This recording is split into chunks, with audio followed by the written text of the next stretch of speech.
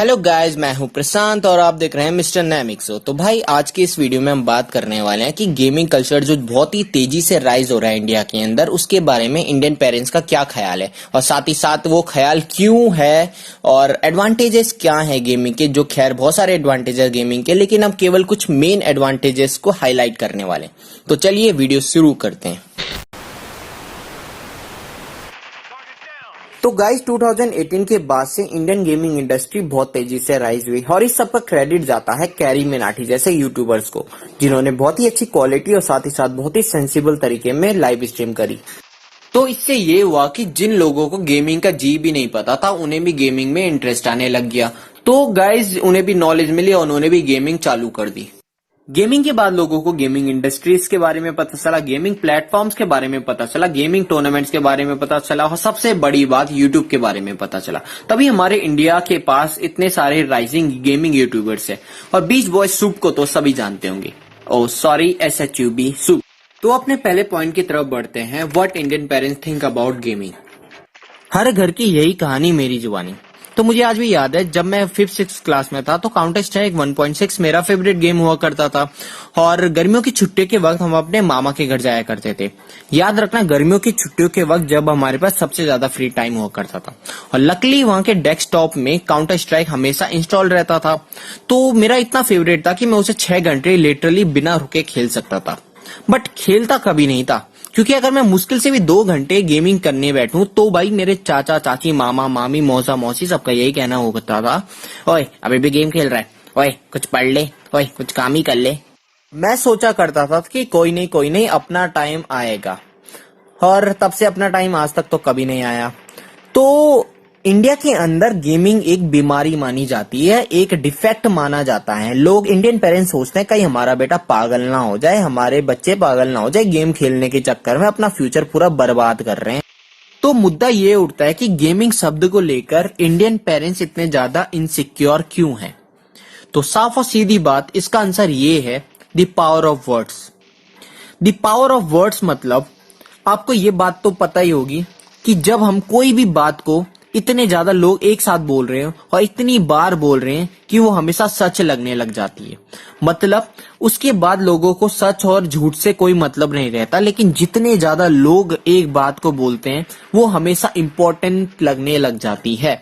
मतलब हर घर में ये बात तो सबने ही सुनी होगी कि ये बेकार की चीज है, इससे तेरा फ्यूचर बन रहा है क्या। तो गेमिंग को लेकर लोग यही बोलते हैं। सबकी जो प्रोस्पेक्टिव्स है गेमिंग को लेकर ये है कि गेमिंग से फ्यूचर बर्बाद होता है।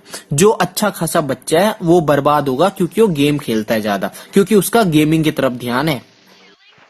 तो पावर ऑफ वर्ड्स ये कहता है कि जिस चीज को हम जितने ज्यादा लोगों से सुनते हैं वो हमें सच लगने लग जाती है, चाहे वो बात झूठ भी हो। तो गेमिंग एडवांटेजेस बताने से पहले मैं आपसे एक क्वेश्चन पूछना चाहूंगा कि कभी आपने सोचा है कि हमारे जो इंडिया है उसने अच्छे क्वालिटी वाले गेम प्रोड्यूस क्यों नहीं करे? क्यों हमारे गेमिंग क्रिएटर्स ज्यादा पबजी जैसे गेम्स आज तक क्रिएट कर क्यों नहीं पाए? तो गाइस इसका साफ और सीधा आंसर ये है कि जो गेमिंग क्रिएटर्स होते हैं, जो हाई क्वालिटी वाले गेम प्रोड्यूस करने के लिए हमें 2 सब्जेक्ट्स में मास्टरी होनी बहुत जरूरी है। पहला साइंस और दूसरा आर्ट्स।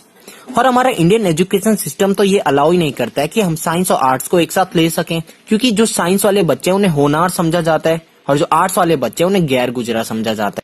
तो अब बढ़ते हैं अब अपने दूसरे पॉइंट की तरफ, जो है एडवांटेजेस ऑफ गेमिंग।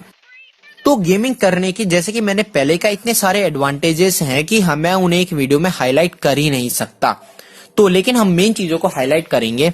तो जो पहला एडवांटेज है गेम खेलने का वो है कोऑर्डिनेशन एंड टीम वर्क। चलो पबजी का एग्जांपल लेते हैं। चाहे हमें सरवाइव करना हो स्क्वाड मैचेस में, चाहे वो पोचिंकी में सरवाइव करना हो, चाहे वो मिलिट्री बेसिस में सरवाइव करना हो, हमें स्क्वाड में खेलना पड़ता है, हमें टीम वर्क के साथ खेलना पड़ता है अगर हमें सरवाइव करना है या हमें ड्रॉप लूटना है।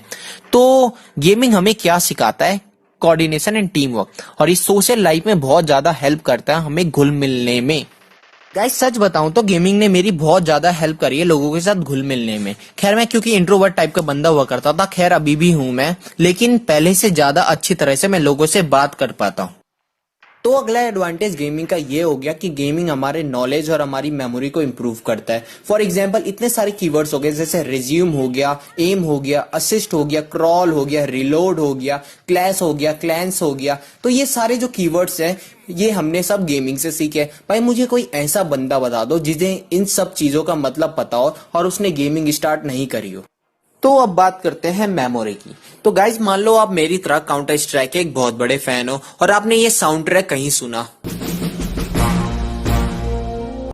तो आपका दिमाग एक फ्रेम क्रिएट कर देगा, यार ये तो काउंटर स्ट्राइक का थीम सॉन्ग है। तो आपके चेहरे पे एक बहुत प्यारी सी स्माइल आ जाती है। तो मेरे ख्याल से इतने एडवांटेजेस बहुत थे बताने को। तो आज के लिए इतना ही, मिलते हैं अगले वीडियो में, तब तक के लिए केवल इतना ही कहूंगा। याद रखना, जाते जाते सब्सक्राइब करते जाना। अब बहुत बेटे चुपचाप, क्या घंटे का इंसाफ, देश कैसे होगा साफ इनके